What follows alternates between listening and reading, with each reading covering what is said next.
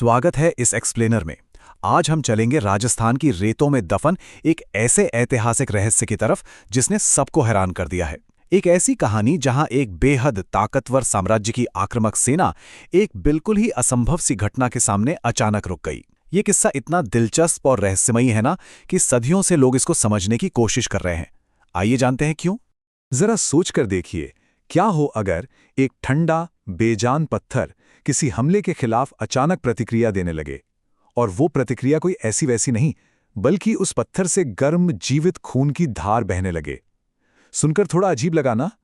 लेकिन इस घटनाचक्र के निशान आज भी वहां मौजूद हैं, और यही वो पॉइंट है जहां विज्ञान और ऐतिहासिक दस्तावेजों के बीच एक बहुत बड़ी कशमकश शुरू हो जाती है।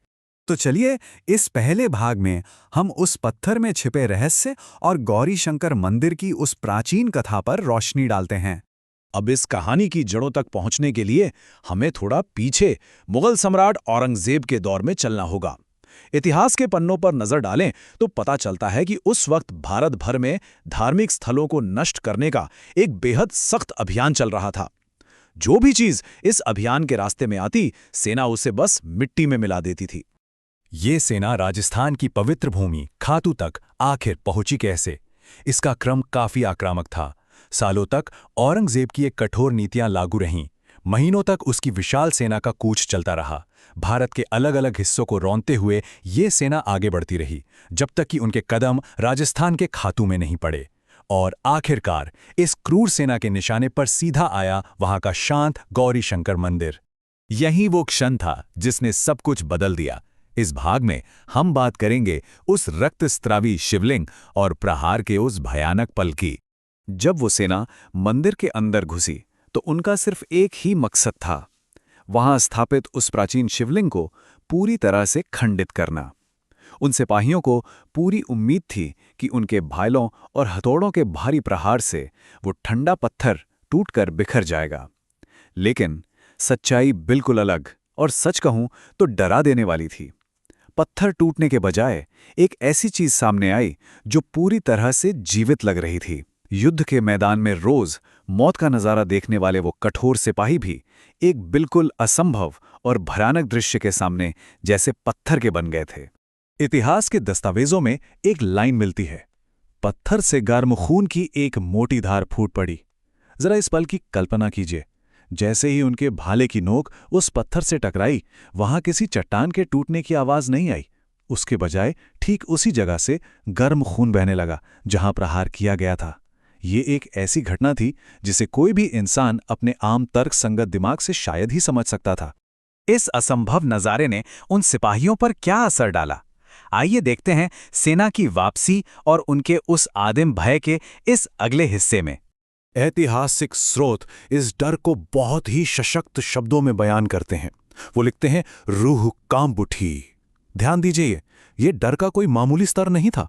उन बेदर्द सिपाहियों के हाथ इस अजीबोगरीब दृश्य को देखकर सच में कांपने लगे थे। कितनी हैरत की बात है ना कि एक ऐसी सेना जिसका नाम सुनकर ही उस जमाने में लोग खौफ खाते थे, उसकी खुद की रूह एक पत्थर के सामने कांप गई थी। इन घटनाओं ने इतनी तेजी से सेना के होश उड़ाए कि किसी को कुछ सोचने का मौका ही नहीं मिला। पहले भालों का जोरदार प्रहार हुआ, जिसके तुरंत बाद वो गर्म खून बहना शुरू हो गया। इसे देखते ही सिपाही आतंक से सुन पड़ गए, और फिर बिना किसी आदेश के, बिना किसी दुश्मन सेना के पलटवार के, पूरी की पूरी वो आक्रामक सेना मैदान छोड़कर भाग खड़ी हुई। ये सब जितनी तेजी से हुआ होगा, वो सच में किसी के भी दिमाग को हिला देने के लिए काफी है।